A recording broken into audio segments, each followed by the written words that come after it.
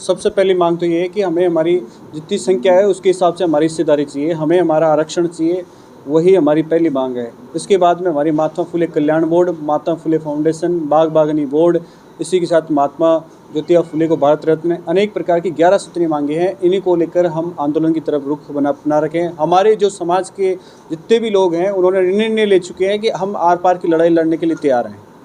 इसके लिए सरकार को हम बार बार अवगत करा रहे हैं, लेकिन सरकार इस आंदोलन को दबाने के लिए अनेक प्रकार के मुकदमे ठोक चुकी है।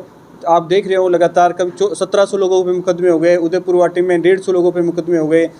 अभी जयपुर के हालात आपने देखे हैं, 85 लोगों को बेरहमी से मार पीट कर मुकदमे दर्ज करके ऐसे संगीन धाराओं में मुकदमे दर्ज किए हैं। आप उनको अगर चार्जशीट पढ़ेंगे तो आप ताजुब करोगे। उनको जेल भेज दिया गया। क्या आंदोलन करने का राइट्स नहीं है? क्या लोकतंत्र कहाँ गया आज? क्या अपने मांगने का अधिकार नहीं है? हम 75 साल बाद में आए, हम क्यों मांग रहे हैं? सरकार को इस बारे में सोचना चाहिए, हम मांग क्यों रहे हैं। हम 75 साल से कभी मांगने नहीं आए। आज हमारे लोग बेरोजगार हो चुके हैं, हम खेतीबाड़ी करने वाले लोग हैं, सब्जी बोने वाले लोग हैं, हमारे पास ज़मीन नहीं है, हमारे खेतों में पानी नहीं है, हम बेरोजगार किसान हो चुके हैं। न हम असली किसान, हम बेरोजगार, अब कहाँ जाएंगे? अभी हमारे हिस्सेदारी तो चाहिए ना, उसी जनसंख्या के आधार पर हमें हमारी हिस्सेदारी चाहिए। उसी को लेकर हम आज ये फ्रेश कॉन्फ्रेंस आपके बीच में बैठ कर रहे हैं। मांगे नहीं मानी जाती तो क्या आगे आपका आंदोलन क्या है? जिस तरीके से नहीं मानी जाएगी तो उसके परिणाम और खतरनाक होगा। आगे हमने डिसीजन ले लिया है।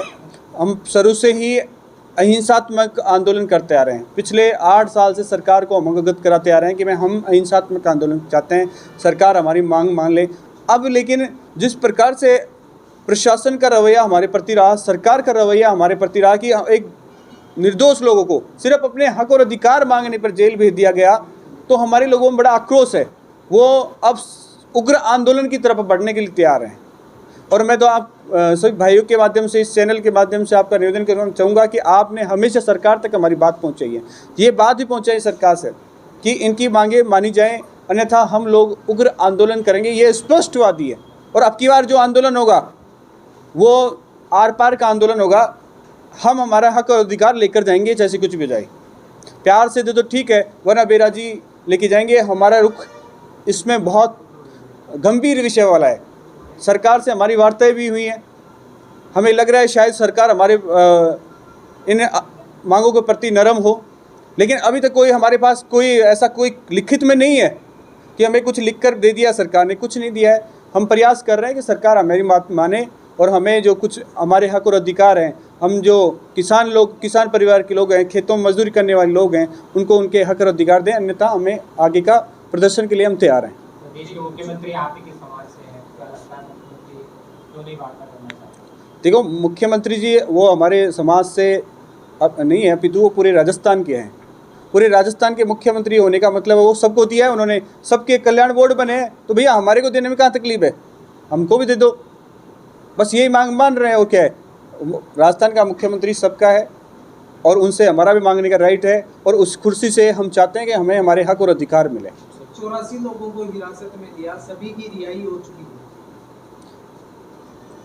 हाँ, 84 लोगों को हिरासत में लिया गया था, उनकी सबकी रिहाई हो चुकी है। लेकिन ये गंभीर विषय है कि इतने गंभीर धाराओं में आखिर मुकदमे दर्ज क्यों किए गए, ये सोचनीय विषय है। अभी तक उसका जो ऐसे किस्म के अपराधी, मतलब इनका जो अधिकारी थे, जो लाठीचार्ज करने वाले अधिकारी थे, जो मुकदमे दर्ज करने वाले अधिकारी थे, उन पे आखिर सरकार ने कार्रवाई क्यों नहीं की?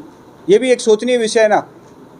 तो इस पे भी हमारा समाज बिल्कुल एकजुट हो चुका है, पूरा आंदोलन के लिए तैयार हो चुका है। हम चाहते हैं कि हमारे जो भी 84 लोग हैं उन पे मुकदमे लिए गए हैं, 84 नहीं अपितु जो मुकदमे जहाँ भी दर्ज हुए हैं उनको वापस लें और इन संगीन धाराएं हटाकर उन्हें बाइज्जत बरी करें। और सबसे बड़ी गंभीर विषय बात है कि जितने भी आंदोलन हैं उनमें सिर्फ और सिर्फ 25 से 30 साल के युवा को फंसाया गया है, किसी बड़े आदमी को नहीं लिया गया।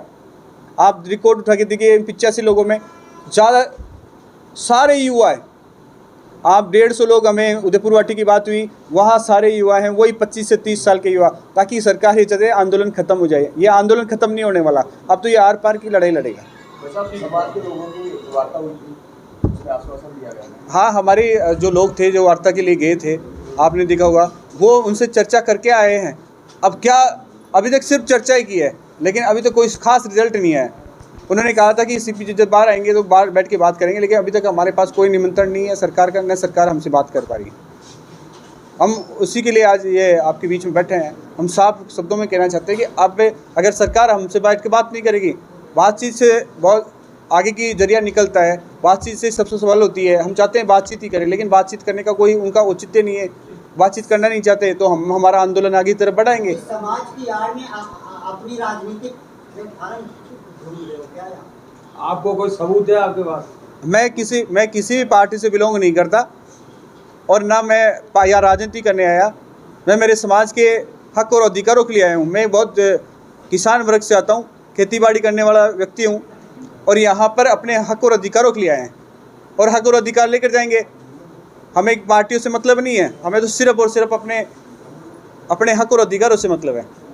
और जो आप कह रहे हो कहाँ चला गया?